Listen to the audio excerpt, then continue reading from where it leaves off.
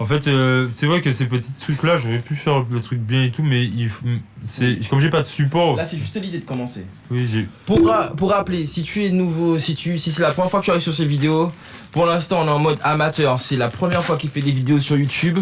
Il est passionné d'aviation. Il a déjà fait 1-2 vidéos normalement avant, qu'on va publier tout à l'heure. Et ouais, on va les publier tout à l'heure, mon frère. Non, envoie non. Et en fait, l'idée, c'est voilà, il va partager avec toi sa passion de l'aviation. Et puis je te laisse parler en fait. Voilà, débrouille-toi. Troisième partie, sécurité à bord. Sécurité à bord. Et à l'extérieur. Donc, qu'est-ce que tu as dit dans les premières et deuxièmes parties pour récapituler? La première partie, c'était. Le début de l'aviation. Avec monsieur Blériot. Avec l'avion Blériot de monsieur Renault. Les frères White. Ouais. Excuse-moi. Je mange en même temps, donc ASMR. Là, on va parler de la troisième partie, on va parler de la sécurité parce que la sécurité c'est très important. Nous sommes toujours en vie, David et moi. Parce que, en fait, on a fait quand même à peu près 7000. On a fait. Coucou Samy. Coucou Jean-Frère. Bon, bref, allez, ciao. Donc, on a commencé avec les avions coucou casse-cou. Ouais. On a continué avec les avancées, etc. On a vu qu'on est passé du coucou casse-cou aux constellations. Yes. Au Boeing. Oui. Et là, l'aviation prend tellement d'ampleur que maintenant ça devient un business. Ok.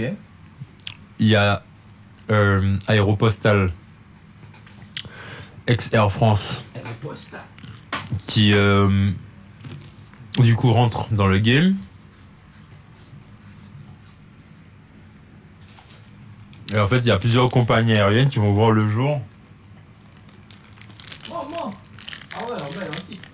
Ah, ça, c'est les premiers avions. Ça, c'est que pour le courrier. Et quand t'as vu, regarde. Ça, c'est Aéropostale. Hein. Oui, les premiers avions d'Aéropostale. Et quand tu regardes en Argentine, t'as vu? Ouais. Et ça, c'était pour le courrier. C'était pas pour les gens. Ouais. Ok. C'était utile. Oui. Mais c'est comme une calèche à l'époque. Tu vois? Avec moins de chevaux. Moins de vrais chevaux. Ouais. Big up les chevaux. Vous êtes libres maintenant parce qu'on a pensé à vous. On n'aimait pas vous voir souffrir. Je t'écoute. Bon, pendant 2000 ans, quand même, on vous a quand même esclavagisé. C'est ça, en passant. Donc l'Aéropostale, ouais, les lettres. Ouais, Aéropostale, tout ça, donc. Ils ont commencé à faire du business avec du coup les avions parce qu'ils ont commencé à voir que les avions étaient quand même assez puissants, performants et assez fiables. Sauf que quand ils ont commencé à faire du business, il faut acheter plusieurs avions, donc du coup, tu commences à créer ta flotte, etc. etc. Sauf que les mecs, ils ont toujours pas sur la sécurité. Ouais. En fait, la sécurité, elle est là, mais c'est comme si je te dis, c'est open bar, quoi. Enfin, tout le monde peut rentrer dans l'avion. Okay, d'accord. Il y a pas de carte d'embarquement, en fait. Ouais. C'est pas comme ça, les fois. En fait, c'est un go lip service, c'est un go lulé, c'est un carnaval. Ouais. Et là, ils savaient qu'ils commencent à avoir les premiers accidents, terribles accidents, en tout cas dans l'histoire de l'aéronautique, etc. Ils ont commencé à se poser des questions. Et ils ont commencé à créer des organismes pour pouvoir subvenir aux besoins de sécurité et de sûreté dans l'aéronautique. Donc il y a eu l'OACI, Organisation internationale de l'aviation civile, qui se trouve à Chicago. Organisation internationale de l'aviation civile. Oui, okay. OACI. Mais c'est OACI, c'est... Oui, c'est ça, Organisation de l'aviation civile internationale. Ouais. C'est... Ouais, ok. En anglais, je sais plus, je m'en souviens plus. OACI. Non, et tu inverses des trucs. Oui, voilà, c'est OCA. OCAO. Coucou les Américains, on vous aime bien.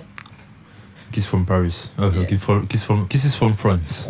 From Bordeaux. Presque. Ouais. Bordeaux, ouais. Et. Les sacres représents. On est chaud, frère. Vas-y là.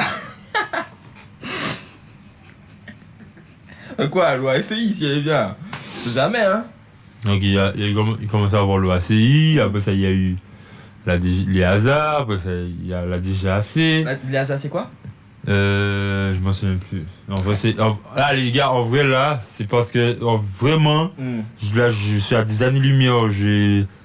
J'ai des dossiers plein la tête là. En vrai, le module 10, je l'ai pas encore eu. C'est difficile. Là, c'est la réglementation aéronautique. Je vous avoue que c'est des pages et des pages et des pages et des pages et des pages d'abréviations et de lettres et tout ça. Bref. Il y a l'EASA, la DGAC. La DGAC, c'est la Direction Générale de l'Aviation Civile. En tout cas, c'est en France. Ok. Et en fait, l'EASA, c'est European Aviation Safety, je sais pas quoi. Agency. C'est européen. Et en fait, on se base. Bisous l'Europe. Et en fait, l'OACI, ils ont plusieurs règlements. Ils ont fait plusieurs règlements pour que la sécurité et la sûreté sur un avion puisse être pareil partout. C'est-à-dire que ce que je sois en Chine, que je sois en France, il y a